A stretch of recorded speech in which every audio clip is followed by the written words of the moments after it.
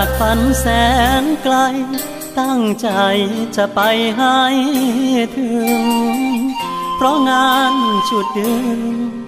ทำให้เฮาสองต้องย่านความลังเลถ้าใจเจ้าเคว ยามอยู่ลำพังลาฝันบ่ทันถึงฝั่งย่านหักจางก่อนวันสัญญาตัวไกลใจเหงารุมเราด้วยแรงเสียดทานหลายเรื่องเกี่ยวพันเพื่อฝันต้องทนฝันฝ่ารอยความหวั่นไหวถ้าใจอ้ายเหงา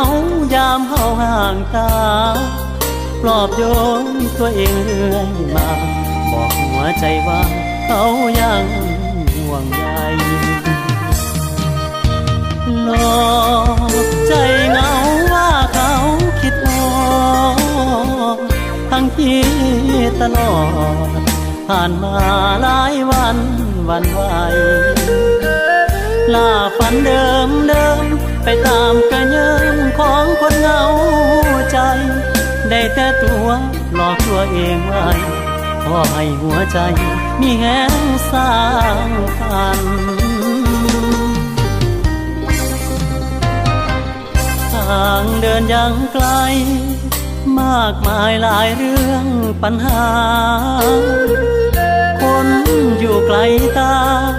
ขอเด้ออย่าเพ้อลืมกันคนอยู่ทางนี้ต้องหลอกใจเหงาตัวเองทุกวันพอมีแห้งเดินทางตามฝันเพื่อจะมีวันไปถึงเส้น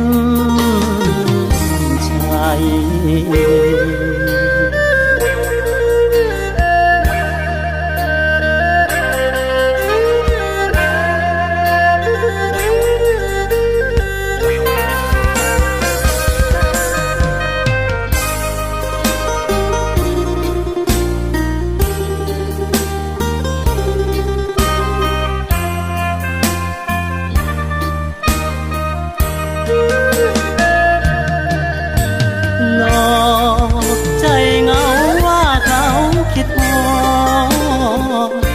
ที่